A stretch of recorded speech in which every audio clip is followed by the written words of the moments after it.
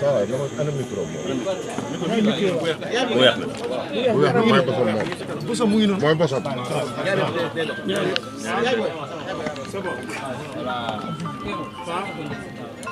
Si vous êtes prêts, pare ngeen installation.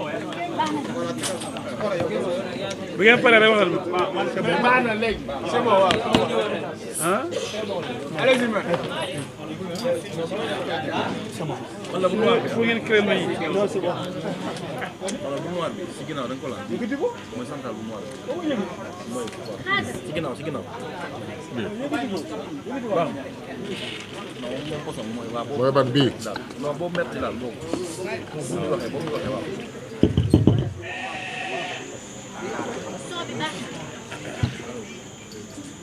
5, 4, 3, 2, 1, 0. Merci mille fois à la presse dynamique de notre pays. Cette presse n'existe même pas en France. Il n'y a pas autant de médias dans toute la France. Vous ne pouvez pas organiser une conférence de presse à Paris. Même Macron ne peut pas avoir ce nombre de journalistes parce que c'est la vitalité de la démocratie sénégalaise. La presse aujourd'hui est une vitrine incontestable de la démocratie sénégalaise qui ne date pas d'aujourd'hui. Vraiment, c'est avec plaisir que je rencontre toujours la presse pour échanger. Mais l'heure est grave. L'heure est grave jusqu'à justifier cette rencontre avec la presse pour alerter, pour éviter les dérives,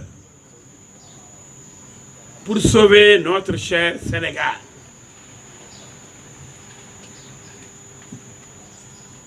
D'emblée, je dénonce, je combats, j'attaque cette histoire d'amnistie folle, incompréhensible et idiote.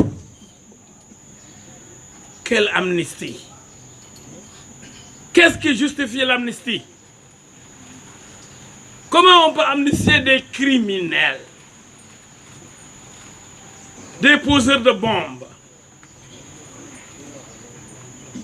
ceux-là qui utilisent les cocktails Molotov, qui tuent des passagers dans un bus, qui incendient des maisons, qui pillent les magasins Auchan et d'autres magasins de paisibles citoyens qui sont devenus pauvres, qui brûlent la maison de votre serviteur, Maître El Hadji Diouf. Je dis non! Est-ce que le président Macky Sall est marabouté? Il faut qu'on lui trouve un bon marabout. Plus fort que ceux qui l'ont marabouté certainement.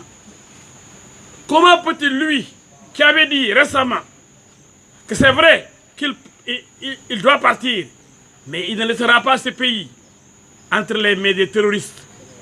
Il fera face à toute velléité de déstabilisation de notre cher Sénégal. Subitement, celui-là qui avait procédé à la dissolution du parti PASTEF, parti violent, par ses appels à la mort, appel au Gatsa Gatsa, au choc fin, ce parti qui demande aux Sénégalais de venir déloger le président Macky Sall qui ne doit pas terminer son mandat. Donc un parti putschiste. Pourquoi donc amnistier des bandits, des voyous, des tueurs, des criminels? Non!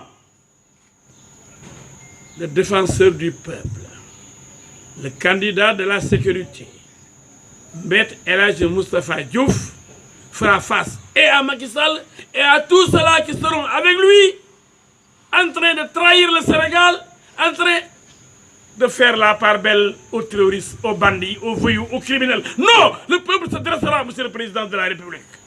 On ne vous laissera pas. Laissez les bandits, les tueurs, les criminels circuler dans Dakar. Depuis qu'on les a arrêtés, la paix s'est bien installée dans notre pays. Depuis qu'on a arrêté Ousmane Sonko, Bassirou Diomaye et leurs complices, leurs militants, le pays est en paix. Et pourtant, un militant chargé de la communication de Pastef, menacé. Qu'est-ce qu'il disait? Il n'y a pas de raison, vous le connaissez.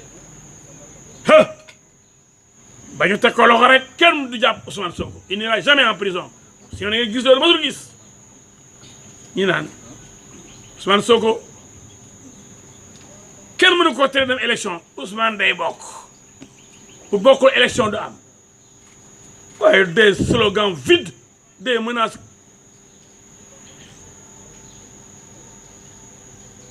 Idiotes.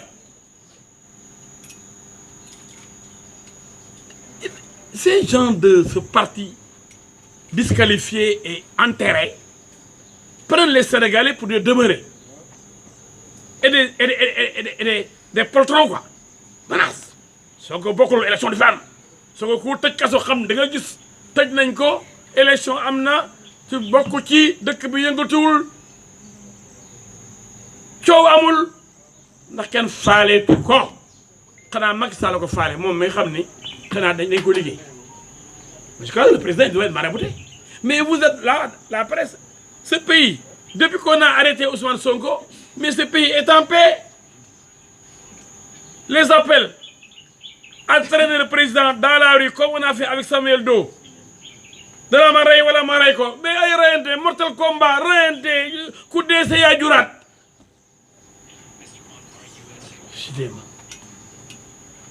quelle folie meurtrière.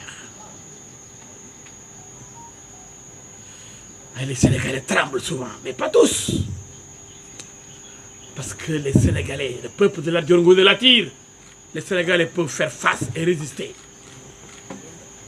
Un groupe d'individus arrive sur le terrain politique, un groupe fasciste menace, tue, écrase, insulte les chefs religieux, les chefs de l'État. Tous ceux qui se battent contre eux sont copieusement insultés. Alors, comment peut-être ce pays a des insulteurs? Ouais, Sénégalaises, Sénégalais, je m'adresse à vous, ce pays nous appartient. On ne doit pas s'amuser. Avec la vie, ceux qui sont contre la vie de nos concitoyens, ceux qui ne sont même pas au pouvoir, et qui ont commencé par montrer leur véritable visage de dictateur, ceux-là doivent être, comme le président de la République l'avait fait, doivent être disqualifiés. Le parti dissous. On a souffert dans ce pays. On a souffert. On a voulu présenter un visage hideux de notre pays, cette belle démocratie sénégalaise. Ce sont des anti-sénégalais, des ennemis du Sénégal, Sonko et compagnie. Pour la plupart, on peut comprendre, pour la plupart.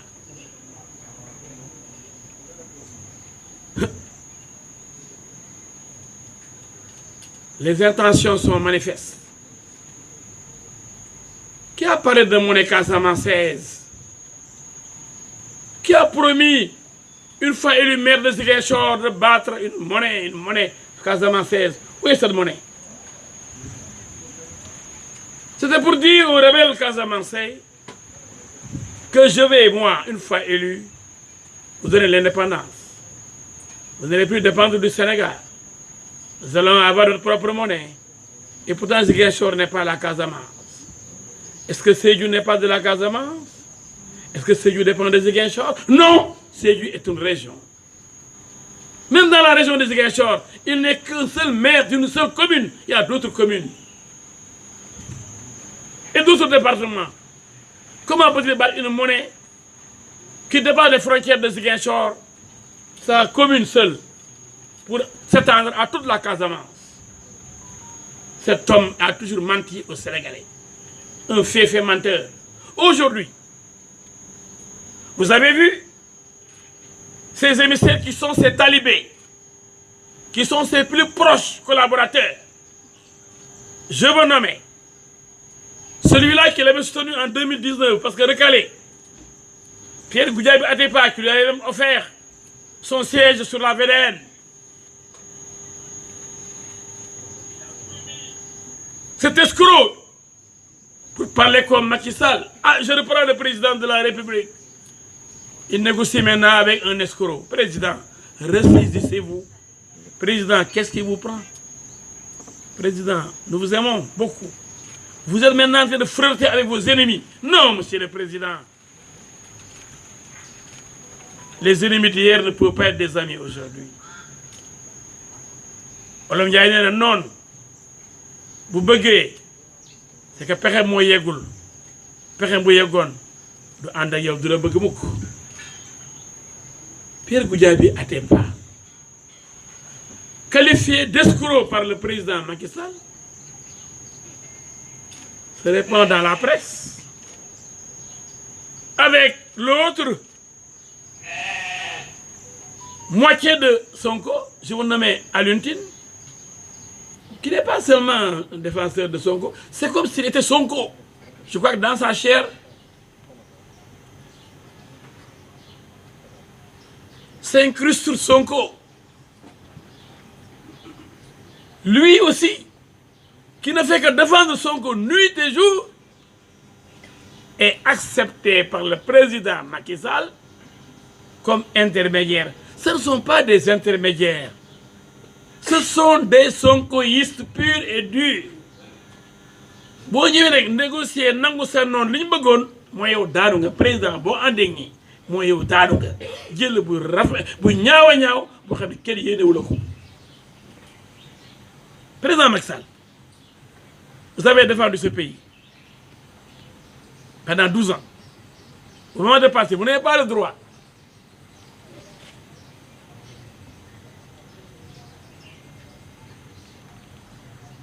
d'aider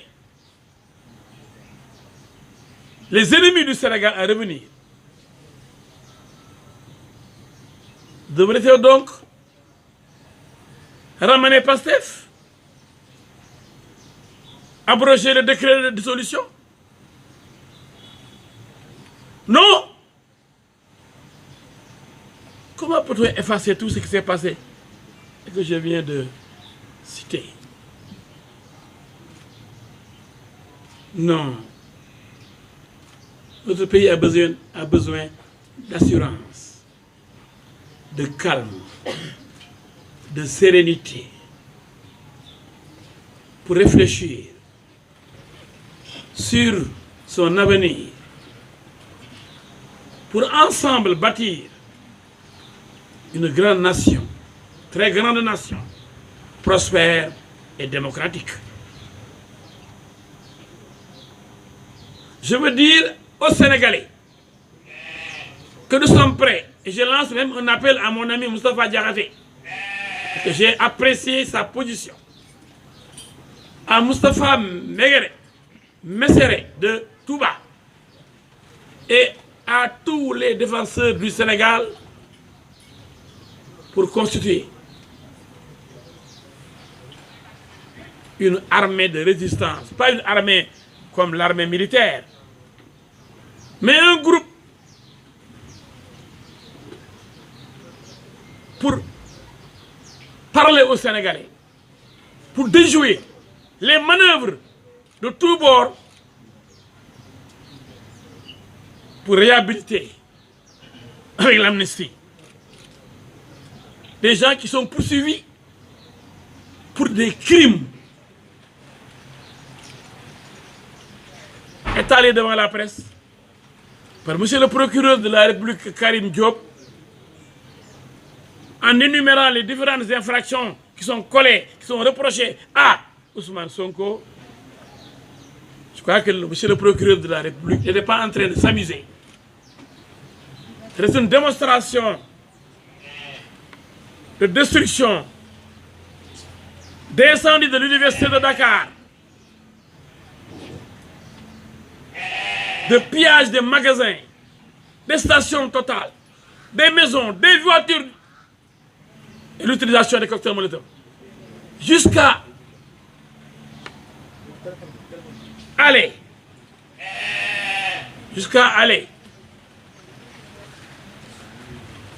à l'autoroute à péage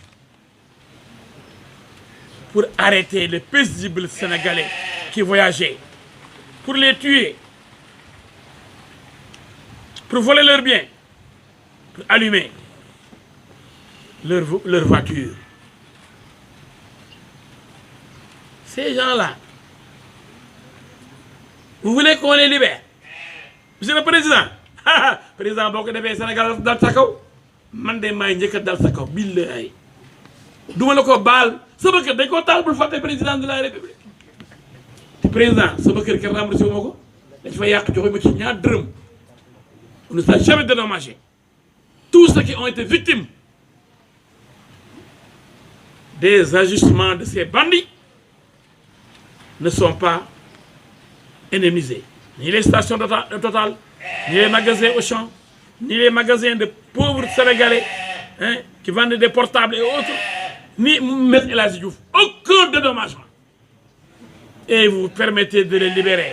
Mais président, da ngeen ñaawal xanaa président da ngay ñaawal ñi deele xanaa président xoolal li ngay def président li mënu nekk président lu la dal président bu ñu liggéeyee ñun dañ taxaw wuti sëriñ jëlee fi ki la liggéey war ko ni ko lu loxo def loxo mën na ko dindi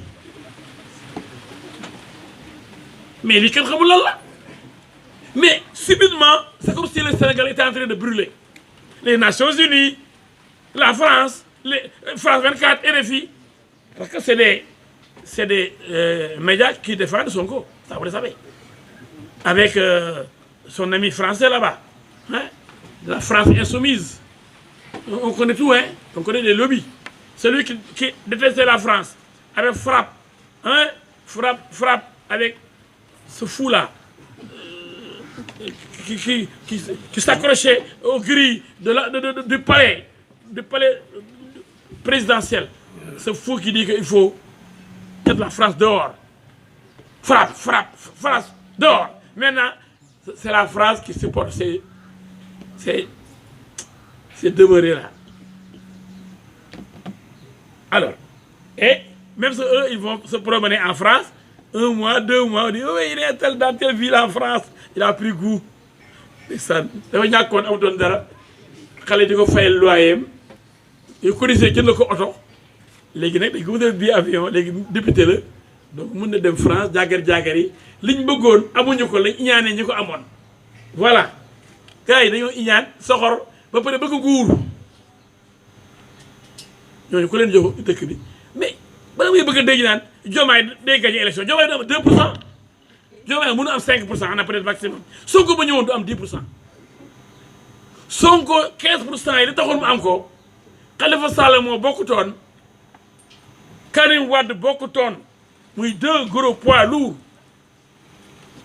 Le malheur des uns fait le bonheur des autres mais Sonko 1% lay pesé parce que plus fort reste la woon ah bu ma feneen ne météo yaa mën a fen mani bi muy dem élection présidentielle pesé wul plus de 1%.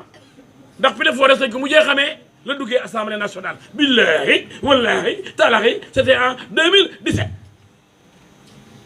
juillet 2017 février 2019 1 an et demi il passe de 0, à 15%. Pourquoi? Parce que Karim Wade et Khalifa Sall à l'époque plus populaire que Sonko avec des moyens ont été écartés de l'élection présidentielle. Et ils ont voté, ces gens ont voté pour Sonko. Il a eu 15%. waaw xale bi tey ma ñëw jël parole daa bëgg a bokk rek xam naa dafa jaaxle xam naa gis mbooloo bi gis dafa koy jaaxle waaw xam nga quand on dit oui on va négocier et les étrangers là vous nous emmerdez vous ne connaissez pas notre pays il y en a qui nous emmerdent qui pensent que Sonko est un monument. Le chef de l'opposition, fu mu nekkee chef de l'opposition, c'est une infraction. Quoi war a tëj? Qu'est-ce que c'est qu'un chef de l'opposition? C'est lui qui vient après le président. C'est qui? C'est Idriss Seck. Il a le droit d'entrer dans le gouvernement et de sortir, comme il l'a fait, comme Abdoulaye Wade le faisait avec Abdou Diouf. Est-ce qu'on osait dire à l'époque que Wade n'était pas le chef de l'opposition? Combien de fois Wade a régimé Abdou Diouf dans des gouvernements de majorité présidentielle élargie? Combien de fois il est sorti à la veille des élections pour se battre et faire face à Abdou Diouf? À l'époque, il y avait Dansokho, il y avait Bathily, il y avait Savané. Qui osait dire à l'époque que Wade avait perdu son titre, sa place de chef de l'opposition? Mais ce gars-là, au monde, il chef de quoi? Chef de quoi? Chef de quelle opposition?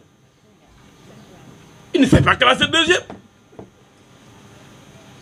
Il est largement devancé à la dernière présidentielle. Comment peut-il s'autoproclamer chef de l'opposition? Mais non, il ne l'a pas fait. Mais il a tellement de talibés. Parce que lui, c'est un cheikh. Ousmane Moussel, mais ça, Moussel, ouais. Avec ses talibés, ouais, des ça, c'est dof là, oui, que dof. Ousmane, Sonko. Mais il lan moo leen dal nekk leen nit.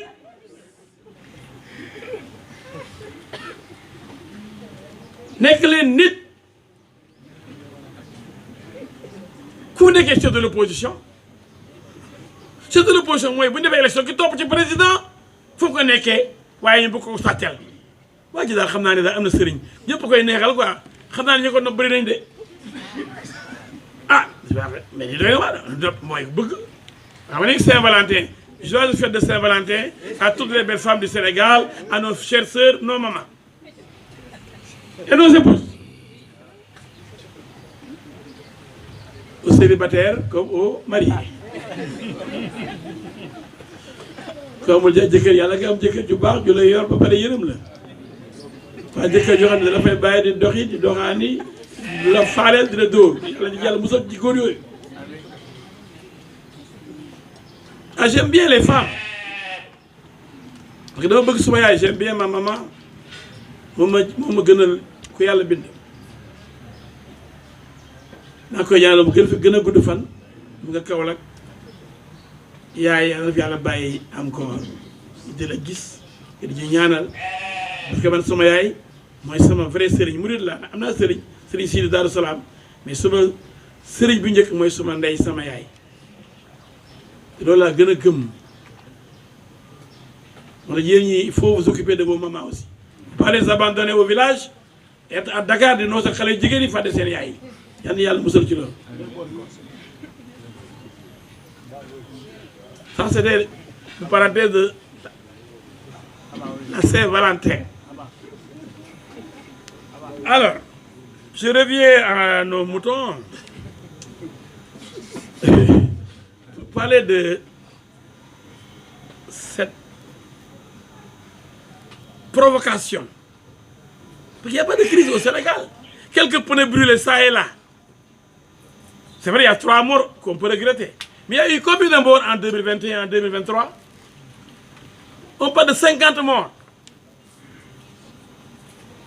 Et tout de suite, on voit les Nations Unies, les États-Unis, oui, il faut une enquête. Et en 2021, rien n'a été dit.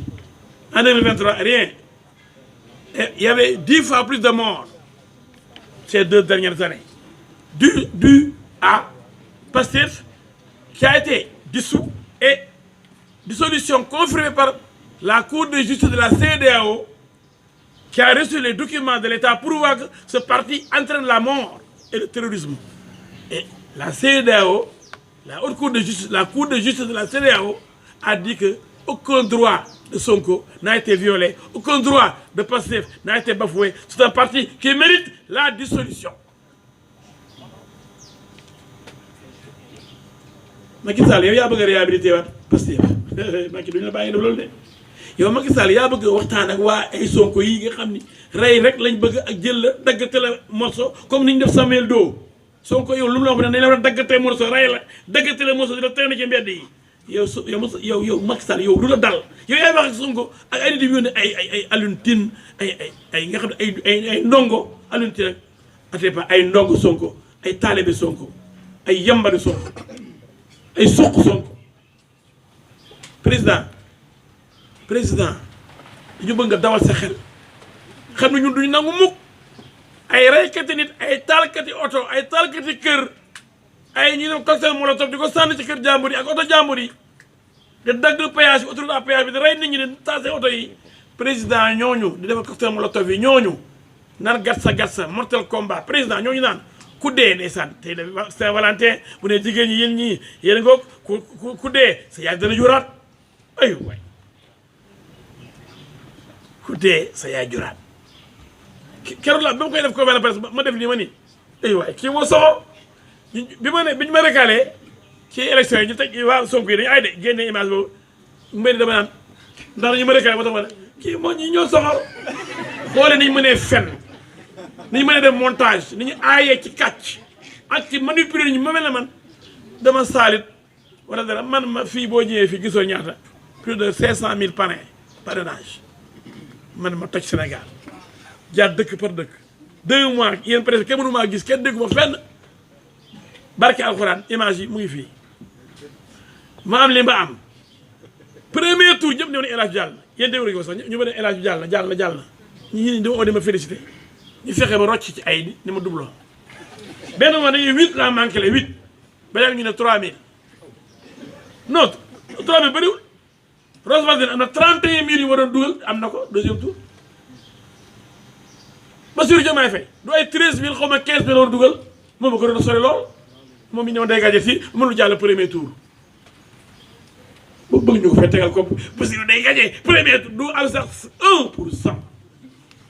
président bu ñu la gëmloo nit ñi dañoo war a jël réew mi ba ngay jéem a di leen neexal di waxtaan ak ñoom di yaakaar jàmm ci ñoom faayewuñ leen duñu dara Sénégal yi ma dugg Fassman Baba maa ngi nuyu Pam Baba toog jànkee suuf jànkee kaw mais la kajaw Ndiobène Tallene Medina Tobène Idda Mouride Tambacounda Nioro Kaffrine Koupentoum Koussanar Tambacounda la waxoon léegi Goudiri wàññeekuwaat dem Kédougou romb ci gaynde yi ñëwaat dem Kolda tëb jàll ci pont Gambie bi dem Nioro ñu teeru ma ni ñu teeroo buur ma ñëw fanaan si kaw la xëy dem jàngi neew Gossas Touba waaye El Hadj Diouf jóge fa ba mu jógee Diourbel daal di dem Fatick daal di dem Mbella Kajaw Njarni daal di jaar Patar dem Diofior def Fimela Metz daal def Mbour def Gekkox def Somone fu ne Metz dugg na fa Joal ak Jifeer ak Samba Dia ay caajaay Koungheul moom dañ ko toj Koungheul meeting ba dafa rëy lool Kaffrine noonu Nioro noonu Mbégué maa ngi nuy Dame Sow daam moom kenn indi na ma 55000 parrainage dans le Kaffrine Ndoukoumane benn femme indi na fi moom plus de 28000 parrainage Ndeye Fatou Faye Touba maa ngi lay ziar di la nuyu kii mën na 11000 parrainage Matam xool ko Moussa Sy tukulóor la léegi Matam ñoo ko moom Podor noonu Spam si mu nekk fii Sema Diouf moom kenn Fatick indi la ëpp 30000 parrainage bi ba Fall bi toog responsable Dakar indi na mat 100000 parrainage on avait plus de daan am nañu mat 500000 parrainage waaye léegi ñun duñu bokk lu tax loolu aussi war nañ cee wax loolu mooy deuxième point bi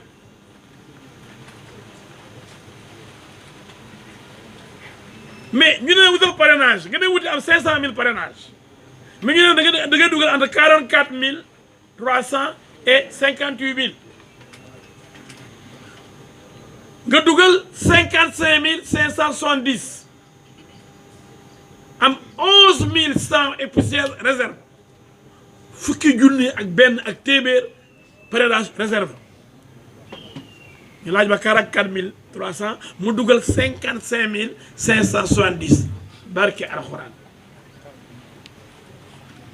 affaire yaa ngi fi chiffre yi ñu ne ma teq nañ la 8500 doublons ak 6000 et quelques non identifiés au fichier électoral ñooñu am seen carte d'électeur 6000 et quelques yi 8500 doublons te man maa ngi ñëw après juste Boubacar Camara numéro 1 man numéro 7 la ndax 2 bi moom dañ ko falak rapidement muy premier ministre Hadjibou Soumaré après maître Amadou Ali Kane dañ ko tëbal am barbier la xaw ma moom déposé wul sax clem presque ba topp ci Boubacar Camara la première deuxième tour maanaam numéro 1 maanaam premier bi ñu on liste maa njëkk a déposé mais ñu ne ma 8500 doublons donc ba nag Boubacar Camara nuroo nañu à peu près 8500 est-ce que dëgg la lu ma ci xam loolu dafa jaaxal loolu sax amul tey na xel loolu sax amul problème xam nga moo mën a supporter nga wuti ma wuti déggoo wuñu ma am sama parrainage nga am sa parrainage ñu xool ni am nañu niróole yow doo bokk loolu du yëfu dof 8 régions. loolu la ku ci jàll ban mérite nga am yéen laa koy laaj journaliste yi ma wuti nga wuti mën naa am sax wuti woo xam nañu toog Dakar gi yónnee ay millions ci àll bi xam ngeen li may wax yónnee ko ay nit ñu dem ci àll bi ne diw nee ngeen pare na ko ndax boo dafa bëri xaalis ndax laa yore entreprise daa bëri doole ñooñu defal ko ay parrainage bu jàllee ba mérite la am xam nga ni yeewu leen ñu tànqal di ñeeg diw jàll na patata fu ñu jàllee kenn jàll Abdou Mbaye a raison Abdou Mbaye nee na ñi jàll ak jàllul lépp kenn jàllul mais le président Abdou Mbaye a raison parce que effectivement dañoo tricher des tricheurs jàll ñu di leen tàcc naan ngande lañu fu ñu ngandee waaw doublon yéen mu mel ne yéen Sénégalais yi xamul ne lan mooy doublon ndax dañu fatt seen xel yi doublon la kenn war a doon nangu bay dem ci élection yi tirage au sort kenn war ko doon nangu mooy loterie nationale dañuy tiré 1 2 3 4 ba 93e ay dem mbooj ñuy jàll di jàll bu ñëwee ay dem mbooj ñu ne lépp ngay am doublon mënatoo dem est-ce que loolu yoon la fekk am na moom parrainage yi ñu ko laaj ba pare.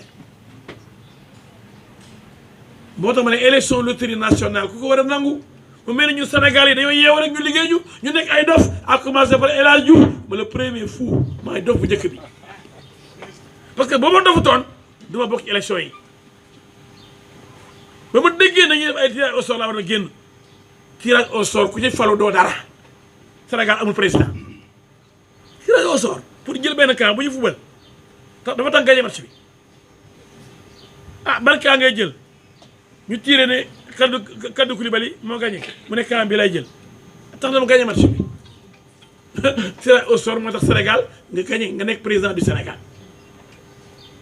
ndax ko xam ne dañ ko recalé nag ay doublon ndax nuróo na ak ki ko jiitu ay parrainage kooku du bokk fekk mbooloo bi ma am pare woon nañ pour fal ko mu nekk président du Sénégal ku amul doublon wala jiitu woon ko ci loterie nationale boobu ñu def tirage kooku jiitu ko jàll nekk président te ki ngir a bëgg jàllul mu ci ginnaaw ti bopp ay nit mais kenn du réfléchir ci loolu ñun ñëpp àndandoo tout le Sénégal nekk dof bu ma koy wax sax dañu xule ay bët mel ni li muy wax amul sens alors que yàlla xam ne li muy wax ñëpp ko war na ànd d'accord ci ni élection mënul am ci loterie nationale mais journaliste yeeg homme d'affaires yeeg avocat yeeg magistrat yeeg ambassadeur yeeg koo ko wax te xule ay bëtam di la xool mel ni ay yow da nga extraterrestre muy wax la pourtant li may wax ñëpp ko waroon a xalaat ne est-ce que yoon la maa kii ñu ànd wuti mu am ay parrainage mu am parrainage xaw ma nu mu def ba am yi mu am xamul nu ma def ba am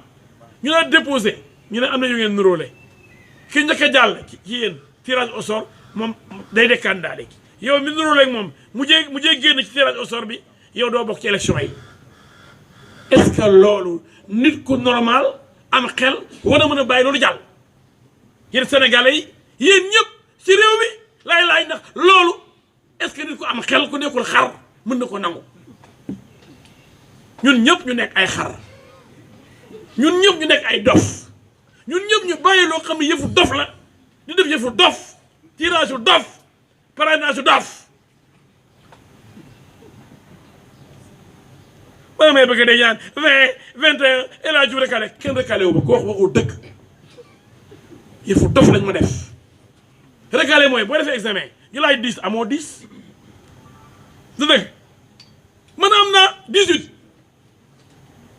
wala 20 mais am ko am 20 ñu ne non comme am na ko am 20 comme yow doo bokk yow tu n'es pas bachelier ndax kii am nga ko waaye li la laaj indi nga ko am nga point yi la laaj Sénégal réewu dof rek mooy wax yëfu dof def yëfu dof doxee ñu dof ñëpp nekk ay dof xuli seen bët mel ni dara amul yëfu yëpp normal lu normal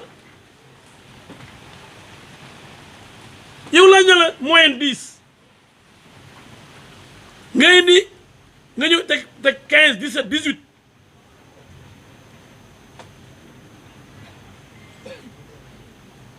ku ñu laaj 10 nga am moyenne 12 15 20 ku lay doo am sa baccalauréat wala sa licence wala sa master ku am plus de la moyenne ñu ne la dañuy recalé ku ko waxu dëgg ko Sénégal li ñuy wax du dëgg li ñuy wax kàcc la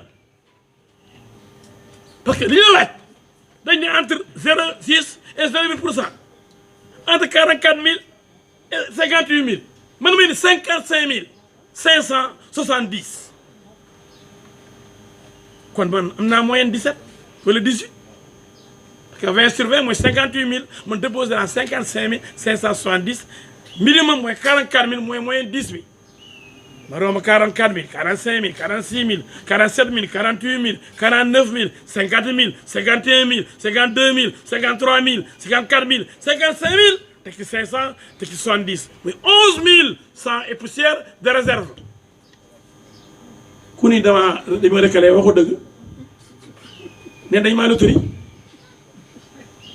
loterie moom écarté waaye du xanaa li ñu ma laaj loterie ak doublon loolu muy yëfu ndeyu doublon yëfu dof la aussi am nga kii li mu am garaawul wuti nga kii wuti ngeen daje am na ngeen bokk garaawul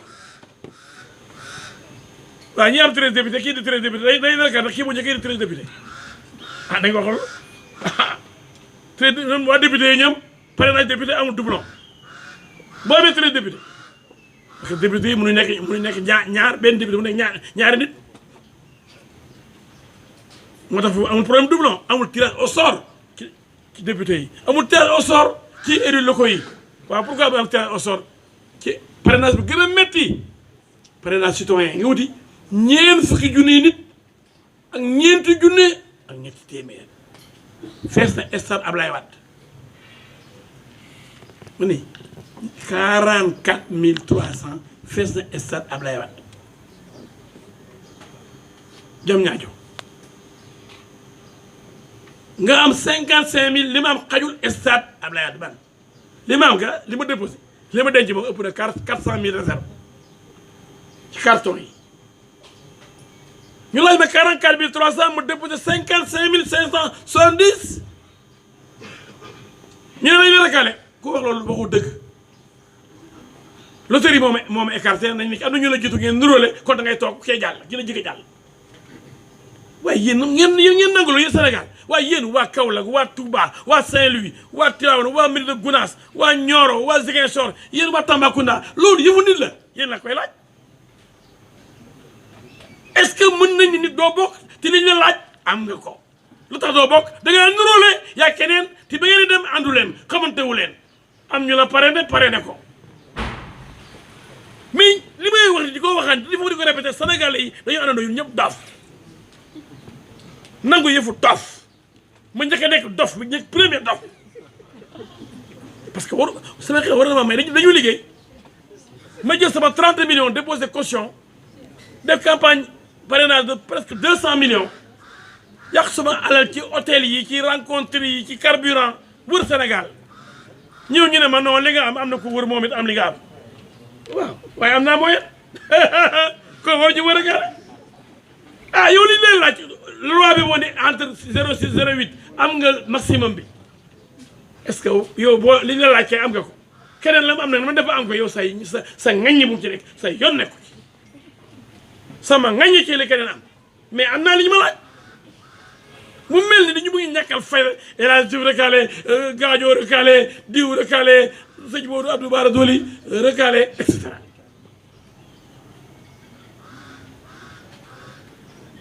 ngeen foog ne élection yi mën na am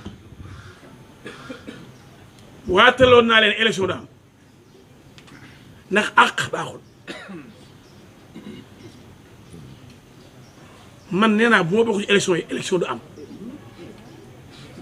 ndax j'ai pas triché mënuma yàq sama xaalis sama énergie samay nalaw tëj sama cabinet di liggéey di pare na ba ñëw ñu ne am nañu la jiitu kat li nga am nañ lu mel noonu doo bokk waaye am nañ nombre bi nga laaj ëppale ko lool waaye doublon tax na doo bokk est-ce que loolu yàlla bi ñu tiim xam ne injustice baaxul injustice bu mel noonu est-ce que yàlla dina ko bàyyi mu jàll xamul leen sax lu tax élection amul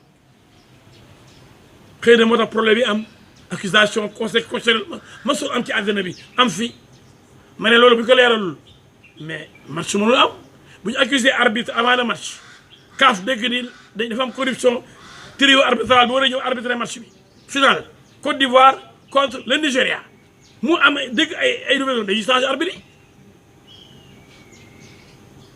ah oui bu amee soupçon de corruption dëgg la war a du dëgg coow li jóg na la CAF doit prendre des mesures quand même ne arbitre yi kat ñeneen dañ leen a guerre xamuñ na dëgg la am déet c'est vrai il y a la présomption d'innocence mais est-ce que CAF dina bàyyi le trio arbitral dem jël teexal ci terrain bi di arbitrer suñu accusé leen kon CAF day reporter final bi bu dee dafa jàmp daa di wut ay arbitre yu bees yu ñu taxaw sinon ci tàng-tàng bi bu ñu am nañu arbitre ñu remplacer leen mais comme conseil constitutionnel mënuñu ko remplacer doodu mais te jiiñ nañ leen loo xam dafa grave yàlla rek xam da dëgg la wala du dëgg waaye xel tey na kuñ ni dañ la ger dëgg la wala du dëgg mais da nga war a démissionner sax pour man may ñu daal di def enquête sasal sa der kilifa de agent bi ko accusé ci réew tubaab yi ñoom dañuy démissionner Sénégal la ñun xamuñ démission gis nañu ay tubaab ay kilifa ay ponkal yu ngan dañuy démissionner bu ñu leen accusé ni léegi na yoon def enquête am mais Mamadou Seck ministre des finances defoon na ko fi dafa démissionné Mame Mbaye Niang bi ko accusé Prodac dafa démissionné ñu ne ko doo def defoo dara moo tax sa waay dañ ko daj sa waay daal ci internet laa gisee affaire bi ah internet ngeen da nga yore réew ci internet ngay accusé doomu jàmbur xoolal le maire de xawma de Thiès laa bi jàpp maire Thiès est la xawma jàppanteeg sama xarit Massaly ne porte plainte Massaly ñoom ñu ñëw di attaqué Massaly ma génne fetal gi daw mu ne day porte plainte contre Massaly pour meurtre ak nangam maa ngi koy nekk ces gens là il faut qu'ils arrêtent de menacer de tuer de casser de piller yooyu kan na ñëpp jël pistolet comme man léegi xam nga caga benn yoon lañ koy nax que tout le monde s'arme préparé wu ku la song nga rey ko la légitime défense Massaly était en légitime défense ñu ngi soom daal dañ ci dajale ay di monter Thiessois contre Massaly c'est des manipulateurs mais Massaly sois tranquille je te défendrai inchallah bi contre les voyous là les bandits qui s'attaquent aux maisons et à ta maison et à ma maison on sera implacable et imperturbable kon président Macky Sall mënutoon lu may dàq élection yi élection yi dañ ko reprendre parrainage bi ñu changé ko ñu dindi ko fi ni ko CEDEAO waxee pourquoi ñu naan CEDEAO ne si da Macky Sall deful li waa CEDEAO ne woon Macky Sall parrainage bi baaxul c'est injuste ba pare nañ ko defee baaxul dialogue bële gars yi dañu yàlla seen biir xam ne am nañ 13 députés ñoom ñëpp gars yi ñoo grand quoi gars yi ñoo mën tricher ku ci am day dem dialogue bi rek seen bopp ñoom ñoo xam ne am na 14 députés ñii 13 députés ñii 26 députés ñu ne bon léegi ku am 13 députés baax na waa ñu ne ndàngam sëlëm ñeneen ñu amul député ñooñu nag soo maas yi nekk ay dof comprendre ñu dara ci mbir mi. ñun ñoo am tirage au sort ñoom député yi amul tirage au sort parrainage député c'est pas normal président donc li nga def yoon la seulement 9 mois dafa bëri rek proposition bi waa PDS defoon de